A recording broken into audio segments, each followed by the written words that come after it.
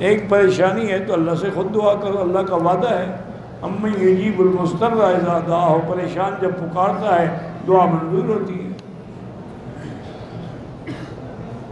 ہر طواف میں نہیں، عمرے کے طواف میں پہلے 3 چکروں میں رمل ہے۔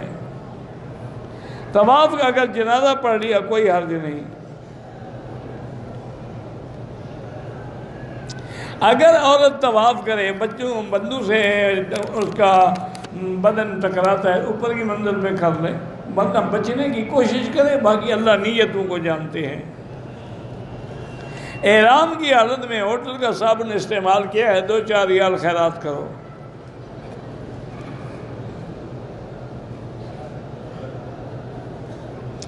بہت سارے دنیا میں بہن پتہ نہیں بہت بڑے لوگ ہیں خوش نہیں رہتے، اللہ خوشی نصیب کرے، استغفار کرو۔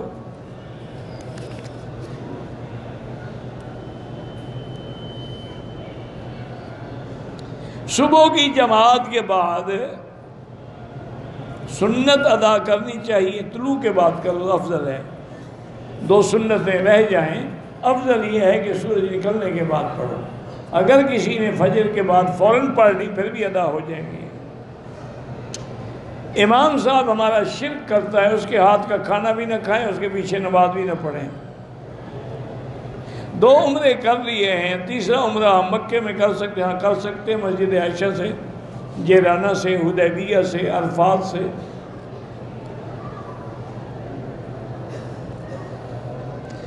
آج ایک عورت کو اگر حیض آیا ہے، 4 دن باقی ہیں، پاکستان جاتے وقت کیا کریں؟ چلی جائیں، اس کے لیے طواف الوداع عمرے میں ہوتا ہی نہیں۔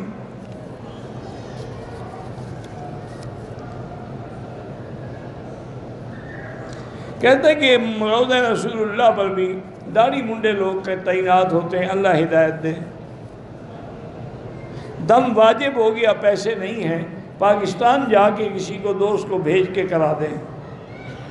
طواف کے دوران اگر چپل ہاتھ میں ہو کوئی حرج نہیں ہے۔ زمزم کے پانی سے نہا سکتے ہیں، ہو سکتے ہیں۔ عمرہ ایک کا ایک کے لیے ہوتا ہے، ایک 3 کے لیے نہیں ہوتا۔ عورت حرم میں امام کے پیچھے نماز پڑھے، بالکل پڑھے۔ میرے احرام پر پاکستان کا جھنڈا لکھا ہوا ہے، کوئی بات نہیں، لیکن نہ ہو تو بہتر ہوتا ہے۔ عصر کے بعد طواف کی نماز نہ پڑھیں، مغرب کے بعد پڑھیں۔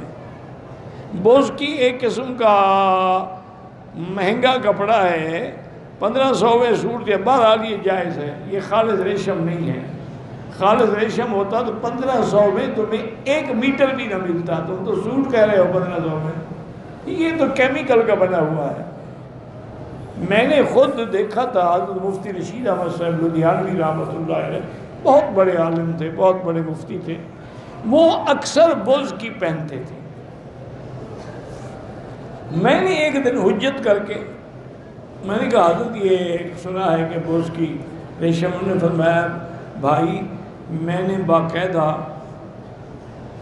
جہاں چائنا میں بیجنگ میں یہ فیکٹریاں ہیں، ملیں ہیں، بنتی ہے، ان کو باقاعدہ آفیشل لیٹر لکھا تھا کہ آپ بتائیں کہ یہ کیا چیز ہے۔ انہوں نے کہا یہ ریشم نہیں ہے، یہ آرٹیفیشل مادے سے بنتی ہے۔ ویسے بھی اصول ہے، ریشم حرام ہے جو کیڑے سے نکلتا ہے خالص، وہ تو تمہیں 1500 کا کوئی 1 میٹر بھی نہیں دے گا۔ میں نے لندن آکسفورڈ اسٹریٹ پہ ہائیلینڈز اسٹور میں ایک چھوٹا سا رومال تھے وہ پیکٹ میں نے کہا یہ چھوٹی چھوٹی چیزیں ہیں، یہ لے لوں دوستوں کو ہدیہ دینے کے لیے۔ تو اس سے میں نے پوچھا کہ بھائی یہ کیا انہوں نے کہا جی 200 پاؤنڈ ایک چھوٹا سا رومال اتنا۔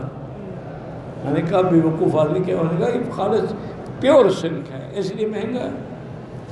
میں نے کہا بس اس کو رکھ دو، میں دوستوں کو وہیں سے کوئی کھجور لے کے دے دوں گا۔ 200 پاؤنڈ اتنا چھوٹا رومال جیب میں رکھنے والا۔ انہوں نے کہا پیور سلک ہے حضرت اس لیے مہنگا ہے۔ اذان کے بعد دعا ہاتھ اٹھا کے مانگنا ثابت نہیں ہے۔ دعا کا حکم ہے کہ جب اذان ختم ہو جائے درود شریف بھی پڑھو اور یہ دعا کرو اللہم رب هذه الدعوة التامة والصلاة القائمة آت محمد الوسیلة والفضیلة وَبْعَثْهُ مَقَامًا مَحْمُودًا، ہاتھ اٹھانے کا حکم نہیں ہے۔